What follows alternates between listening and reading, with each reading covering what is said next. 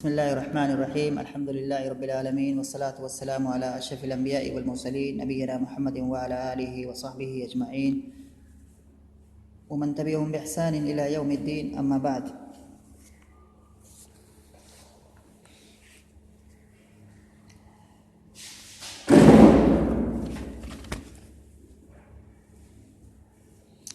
پچھلے درس کے اندر ہم لوگ ربیع بن مکروم نامی شاعر کا کلام پورا مکمل کر چکے تھے، اور آج ہم ایک دوسرے شاعر کا کلام پڑھنے جا رہے ہیں جس کا نام ہے سلمہ ابن ربیعہ. اور یہ اس کے بارے میں کوئی بہت زیادہ اس کے سوانح کے بارے میں یا اس کی زندگی کے بارے میں بہت زیادہ باتیں ملتی نہیں ہیں،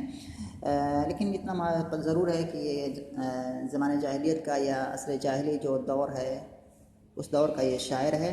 اور اس نے کافی اچھے اشعار کہے ہوئے ہیں. ان کے اشعار میں سے یہ کچھ اشعار جو ہے صاحب کتاب نے، جنہوں نے کیا ہے یہ یعنی کہ ابو تمام نے اپنے اس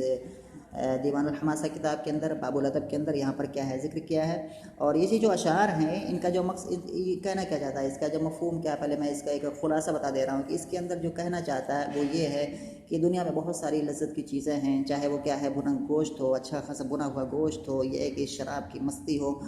کہ اونٹوں کی اس زمانے کے اعتبار سے کہ اونٹوں کی اچھی چال ہو، خوبصورت عورتیں ہوں، اور بہت ساری چیزیں ہیں، عیش و آرام کی چیزیں ہیں، بہت زیادہ مال ہے. یہ ساری چیزیں کیا ہے دنیا کی لذتوں میں سے ہیں، اور آدمی اس سے کیا ہے فائدہ، ایک آدمی اس سے فائدہ کیا ہے حاصل کرتا ہے، لیکن آخر میں جا کر کے پھر وہ مر جاتا ہے، یعنی کہ وہ زمانے کے حوالے ہو جاتا ہے، یعنی کہ اس کو موت آتی ہے. اور وہاں جب موت آتی ہے تو اس کے بعد پھر وہاں پر کیا ہے چاہے وہ یہ جو جس نے اس حالت میں ان ساری نعمتوں میں زندگی گزاری ہے اور آخر میں مر گیا ہے، یا ہے کہ ایک وہ آدمی جو کیا ہے ان چیزوں سے محروم ہو کر کے زندگی گزارا ہے، وہ بھی کیا ہے مر گیا ہے. تو مرنے کے بعد پھر دونوں کی حالت کیا ہے یکساں ہو جاتی ہے، دونوں ایک طرح سے ہو جاتے ہیں، بالکل برابر ہو جاتے ہیں، وہاں پر کوئی فرق نہیں ہوتا ہے. تو آدمی کو جو ہے ان ساری چیزوں پر کیا ہے بہت زیادہ فخر اور گھمنڈ نہیں کرنا چاہیے، یعنی کوئی غریب اور امیر کوئی اچھی چیز نہیں ہے، کیونکہ مرنے کے بعد سب کیا ہے ایک جیسے ہو جاتے ہیں. تو اس لیے کیا ہے مطلب یہ اس میں یہی بات بیان کرنے کی کوشش کر رہا ہے کہ یہ دنیا کی جو لذتیں ہیں یہ بس وقتی ہیں، مطلب وقتی طور کے لیے ہیں، اور اس پر آدمی کو بہت زیادہ اترانا نہیں چاہیے. امیر اور غریب ایسی کوئی چیز نہیں ہوتی ہے، کیونکہ مرنے کے بعد سب کیا ہے یکساں ہے، اس لیے ان کی کوئی ویلو، کوئی قیمت نہیں ہے. یہ بات اس میں کیا ہے اس نے بتانے کی کوشش کی ہے. یہاں پر جو ہے اصل میں کہ بہت لمبا یہ جملہ ہے، اس میں جو ہے اصل میں پوری کی پوری جو اس کے جو اشعار ہیں یہ والے جو ہے جی یہاں پر یہ جو پوری لائنیں ہیں 1 2 3 4 5 لائنیں جو ہیں، یہ اس کو اگر ہم نحوی اعتبار سے دیکھیں تو یہ سب مبتدا خبر کی ترکیب ہے. اصل میں کیا ہے یہاں پر انا ہے حرف مشبہ بالفعل ہے، اور اس کے بعد شواءن ہے جو کہ انا کا اسم ہے، اور اس کے بعد پھر اسی جو انا کا جو اسم ہے اسی پر بعد میں بہت سارے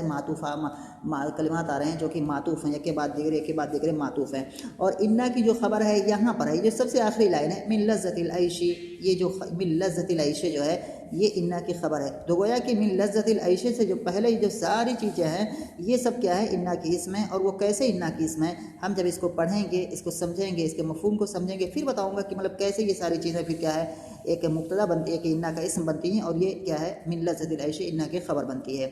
تو آج ہم اس کو تقریباً 2 لائنوں کو پڑھنے کی کوشش کریں گے. کلمات ہیں غریب ہیں، کچھ ان کو سمجھانے کی ضرورت پڑے گی. تو شاعر کہہ رہا ہے ان شواء ونشوة وخبب البازل الامون یشمها المرء فی الهوى مسافة الغائط البطین. یہاں پر جو ہے انا شواء، اس کو ہم کلمات پر سب سے غریب کلمات پر آتے ہیں. سب سے پہلا اسٹیپ ہے ہم نے شاعر کے بارے میں جانا، شاعر کون ہے، ہم نے اس کے بارے میں یہ عبارت ہم نے اس کی پڑھی. اس کے بعد ہم نے جو ہے یہ بھی جانا کہ اشعار جو کہہ رہا ہے وہ کس مقصد سے کہہ رہا ہے، کس پس منظر میں کہہ رہا ہے، یا اس کا مغزہ کیا ہے، یا اس کا مفہوم کیا ہے. اس کے بعد ہم آتے ہیں اس کے اشعار کو پڑھتے ہیں تو اس کے ہم الفاظ معنی پر ایک نظر ڈالتے ہیں. کہہ رہا ہے شاعر ان شواء،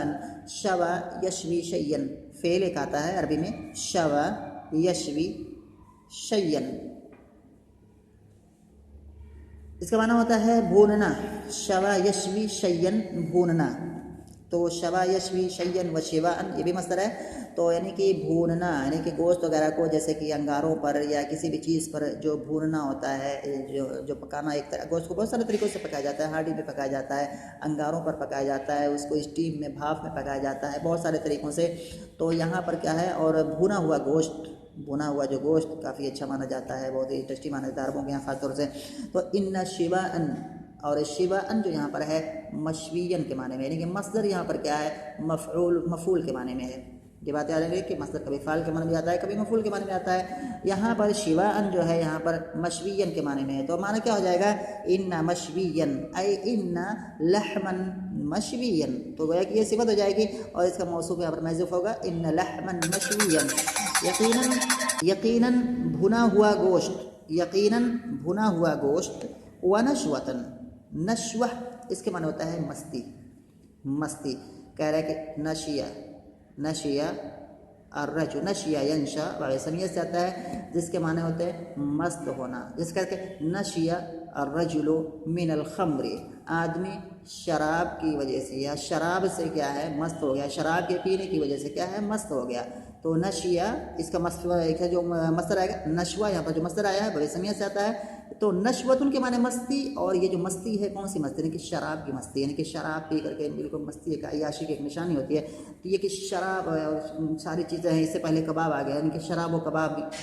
لذت ویسے ہے، تو کیا ہے نشوتن کے معنی مستی۔ اس کے بعد ہے وخبب البازل الامون، خب یخب، یعنی خب معنی ہوتا ہے کہ مطلب ایک طرح کی چال ہے، ایک اونٹنی کی ایک طرح کی چال ہے، اس کو کہتے ہیں خبب، جو کہ مطلب کیا ہے نہ بہت ہی سلو ہوتی ہے چال، نہ بہت ہی تیز ہوتی ہے، ایک درمیان ہوتی ہے کہ آہستہ اور تیز رفتاری کے درمیان میں جو چال ہوتی ہے، جو اونٹنی چلتی ہے، یہ بہت اچھی مانی جاتی ہے اس چال کو، تو اس کو خبب کہتے ہیں، خب یخب خببا مصدر ہے یہ۔ اس کے بعد ہے البازل، بازل یہ کیا ہے، بازل اس میں فاعل ہے، اور یہ جو کلمہ جو ہے بازل، یہ مذکر اور مؤنث دونوں کے لیے استعمال ہوتا ہے، البازل یعنی کہ اونٹ کے لیے، تو اونٹ اور ناقہ دونوں کے لیے استعمال ہوتا ہے بازل، لیکن جب اونٹ کے لیے ہوگا تو اس کی جمع بزلن آئے گی، اور کئی جمع آ سکتی ہیں، اور جب یہ مؤنث کے لیے ہوگا تو اس کی جمع آئے گی البوازل۔ تو بازل یعنی کہ یہاں پر اونٹنی، نوجوان اونٹنی ہے، اونٹنی اصل میں کہتا ہے بازل یعنی کہ کہتے ہیں اس اونٹ کو یا اونٹنی کو جس کے ابھی دانت نکل آئے ہوں، تو جو دانت جب نکلتا ہے تو یہ وہ ٹائم ہوتا ہے جب کہ یہ بالکل جوان مضبوط ہوتے ہیں، اونٹ یا اونٹنی بالکل جوان ہٹے کٹے مضبوط ہوتے ہیں، تب جب ان کا دانت نکلتا ہے، بالکل نوجوانی کے اس میں ہوتے ہیں، تو مطلب کہ یہاں پر مانا کیا کریں گے، نوجوان اونٹنی، نوجوان اونٹنی، البازل جمع بوازل، یا مؤنث اگر مانیں گے تو بازل کی جمع بوازل یعنی کہ نوجوان اونٹنی۔ الامون، امینہ یأمنو، اس کا معنی ہوتا ہے مأمون ہونا، محفوظ ہونا، اور امون جو ہے اس کا امینہ سے فاعل جو آئے گا باب سمیہ سے، امینہ سے جو فاعل آئے گا وہ آئے گا آمینن، آمینن فاعل کے وزن پر، اور اسی آمینن کو اگر ہم اس میں مبالغہ کا معنی پیدا کرنا چاہیں تو اس کو ہم اوزان مبالغہ کی طرف کنورٹ کر دیں گے، تو جب آمینن کو جب اگر ہم مبالغہ کے اوزان پر لے جائیں گے تو مبالغہ کے بہت سارے اوزان ہیں، ان میں سے ایک وزن ہے فعول، جیسے کہ غفور، جیسے اللہ تعالیٰ کی صفت ہے غفور، بہت زیادہ معاف کرنے والا، تو فعول یہ من اوزان المبالغہ ہے، اور یہ جو اوزان غفور جو اس میں کیا ہے یستوی فیہ المذکر والمؤنث، اس میں کیا ہے مذکر اور مؤنث دونوں موصف برابر ہوتے ہیں، تو الامون جو ہے تو یہ معنی کہا جائے گا آمین کا یہ مبالغہ ہے، امون فعول کے وزن پر، جس کے معنی بہت زیادہ محفوظ، اور کس چیز سے بہت زیادہ محفوظ، یعنی کہ ٹھوکروں سے بہت زیادہ محفوظ، یعنی کہ جو اونٹنی جب چلتی ہے تو ایک اونٹنی ہوتی ہے کہ مطلب ٹھوکر لگ کے وہ گر پڑتی ہے کہیں پر، تو یہ اونٹنی ایسی نہیں ہے کہ جو ٹھوکر لگ کر کے کہیں پر گر پڑے، نہیں، ٹھوکروں سے محفوظ، تو ٹھوکروں سے محفوظ اونٹنی۔ اس کے بعد ہے یجشمھا المرء، اجشم یجشم اشاما، باب فعل سے ہے یجشمھا، ہا کی ضمیر جا رہی ہے البازل کی طرف، کیوں، اس لیے یہاں پر پتہ چلا کہ البازل سے مراد کیا ہے، اونٹ نہیں ہے بلکہ اونٹنی ہے۔ یجشمھا المرء اجشم یجشم اشاما، اس کا معنی ہوتا ہے مکلف بنانا، کسی کام کا مکلف بنانا۔ فی الہوا، ہویہ یہوا باب سمیہ سے آتا ہے، جس کے معنی ہوتے ہیں چاہنا، تو ہویہ یہوا یعنی کہ چاہنا، اور یہاں بھی جو مصدر ہے یہ مفعول کے معنی میں ہے، تو کیا بنے گا یہ فی المہوی، فی المہوی یعنی کہ چاہتوں میں، یعنی کہ چاہی ہوئی چیز میں، مسافت الغائط، اور الغائط کے معنی ہوتا ہے الارض المنخفض، یعنی کہ پست زمین، اس کو غائط کہتے ہیں۔ کنایتاً جو ہے مطلب ہے کہ آدمی پچھلے زمانے میں کیا ہوتا تھا، جب جاتا تھا مطلب کیا ہے اس زمانے میں ٹوائلٹ وغیرہ نہیں ہوتے تھے، تو مطلب اپنے قضاء حاجت کے لیے دور جاتا تھا، تو بہت پست نیچی زمین میں چلا جاتا تھا تو کوئی دکھائی نہ دے، تو کنایتاً غائط سے مراد کیا ہے، وہ جو ہے ٹوائلٹ، یا اس کو جو ہے کہتے ہیں۔ لیکن غائط کا جو اصلی معنی ہے وہ معنی ہے پست زمین۔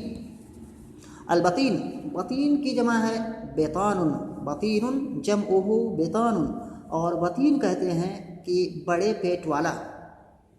یعنی کہ کبیر البطن یا واسع البطن، جس کا پیٹ بڑا ہو چوڑا ہو اس کو بطین کہا جاتا ہے۔ سمین بطین، تو بطین جو ہے اصل میں کہتا ہے بطن الرجل، باب کرما سے آئے گا یہ بطن الرجل، یعنی کہ آدمی جب بڑا پیٹ والا ہو جائے تو اس کو بطین، اور بطین کہتے ہیں جو بہت زیادہ کھاتا بھی ہوگا نا،